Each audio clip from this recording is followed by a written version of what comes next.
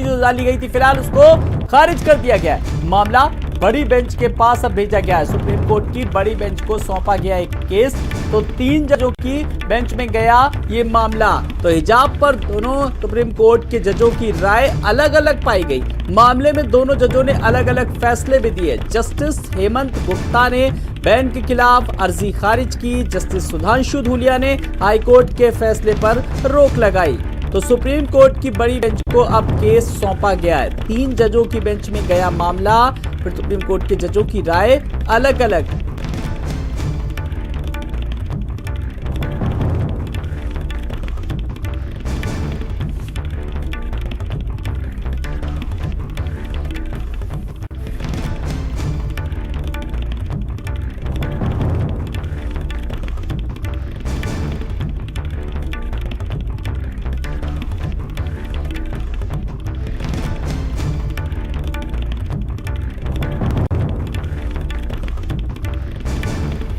तो मामला बड़ी बेंच के पास गया। सुप्रीम कोर्ट की बड़ी बेंच को सौंपा गया केस। 3 जजों की बेंच में गया ये मामला। हिजाब पर दोनों सुप्रीम कोर्ट के जजों की राय अलग अलग।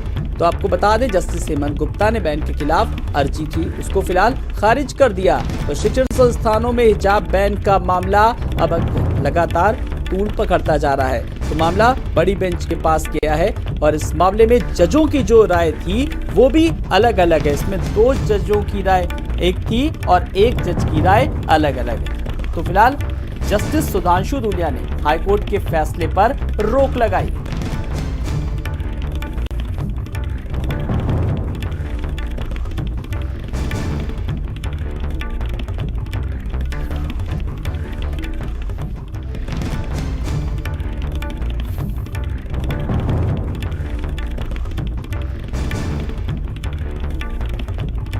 तो पिछले दिनों हिजाब का मामला किस तरीके से गूंजा, शिक्षण संस्थानों में हिजाब का मामला, और अब मामला अदालत तक जा पहुंचा।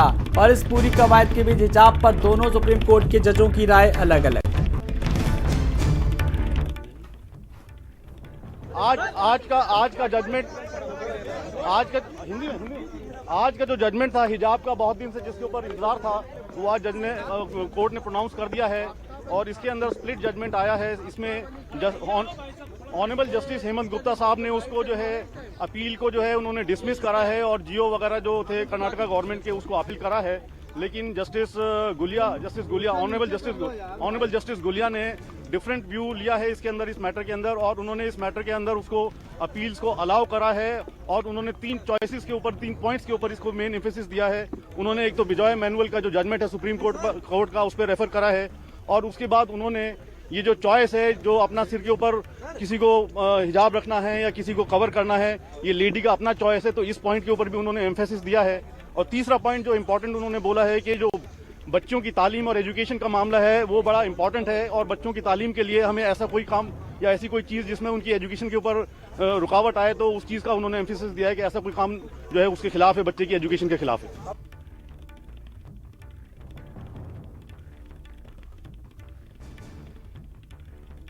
इस 3 जजों की बेंच में मामला सामने आया।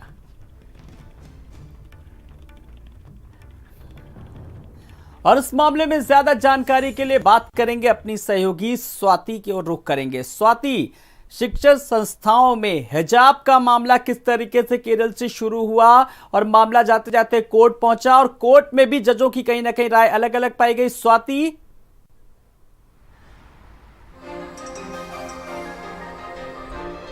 जी बिल्कुल, देखिए जिस तरह से कर्नाटक में ये मामला उठा, उसके बाद कर्नाटक हाई कोर्ट पहुंचा और उसके बाद सुप्रीम कोर्ट मामला पहुंचा। लंबी जो है सुनवाई चली है। उसके बाद आज फैसला आया, जिसके बाद 3 जजों की पीठ को ये भेज दिया गया है। अब जो है आगे फैसला होगा, चूंकि जिस तरह से हिजाब का मामला सिर्फ कर्नाटक ही नहीं, अलग अलग राज्यों में भी ये पहुंचा हुआ है। अगर सुप्रीम कोर्ट की बात करते हैं, जब आज फैसला सुनाया जा रहा था तो उसमें 2 जजों की जो है वो राय अलग अलग देखने को मिली, जिसमें जस्टिस हेमंत गुप्ता ने जो है याचिका को खारिज कर दिया। इसके साथ ही जो जस्टिस सुधांशु धूलिया धुलिया है उन्होंने कर्नाटक हाईकोर्ट के फैसले पर रोक लगा दिया। वहीं जस्टिस सुधांशु धुलिया ने कहा कि उनके मामले में अलग राय होगी, यानी 2 जजों की जो है सीधे तौर पर अलग अलग राय थी, जिसके बाद ये फैसला जो है वो 3 जजों की पीठ के पास भेज दिया गया है। अब तय होगा आगे चलकर कि इस मामले पर क्या होना है, लेकिन जिस तरह से दोनों जजों की अलग अलग राय हुई जिसके बाद ही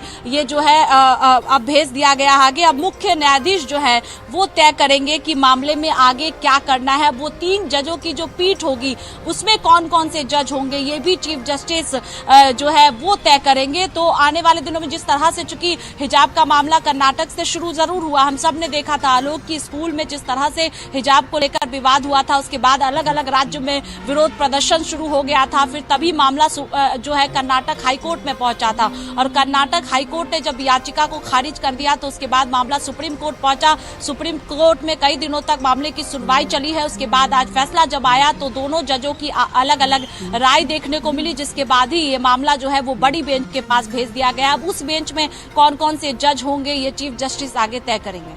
चलिए, बहुत बहुत शुक्रिया स्वाति इस तमाम सारी जानकारी के लिए।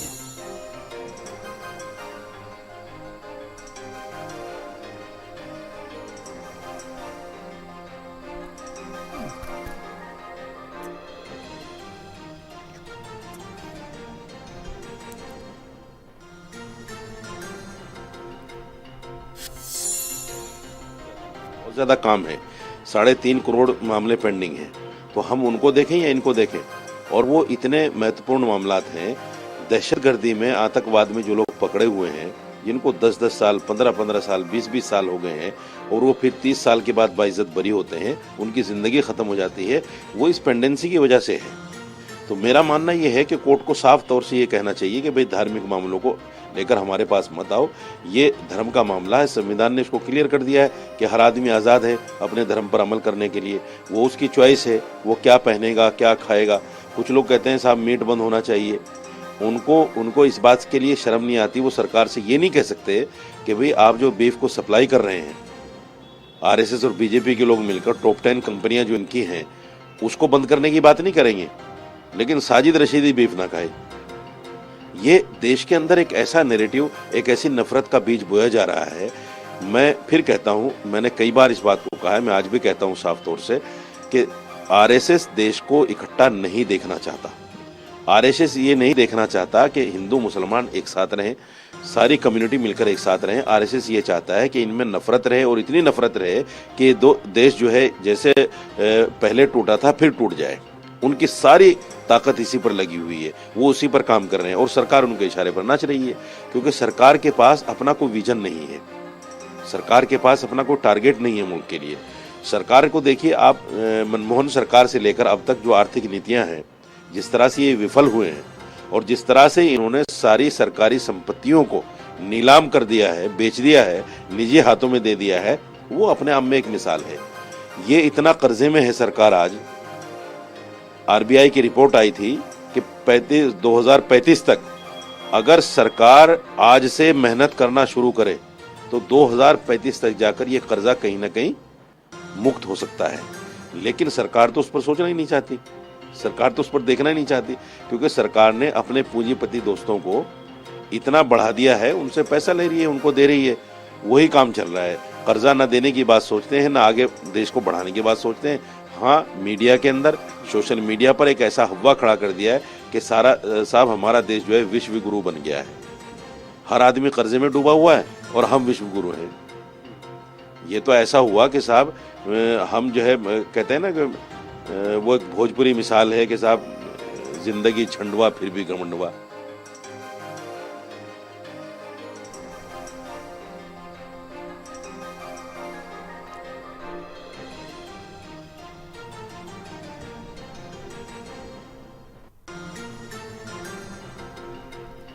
तो हिजाब पर बैन के खिलाफ लाल अर्जी को खारिज किया गया, मामला बड़ी बेंच के पास भेजा गया है और इस बीच तमाम सारी जो है वो प्रतिक्रियाएं सामने आ रही हैं कि शैक्षणिक संस्थाओं में किस तरीके से हिजाब का मामले ने तूल पकड़ा और मामला अदालत तक जा पहुंचा। सीएम योगी की अध्यक्षता में कैबिनेट बैठक से जुड़ी बड़ी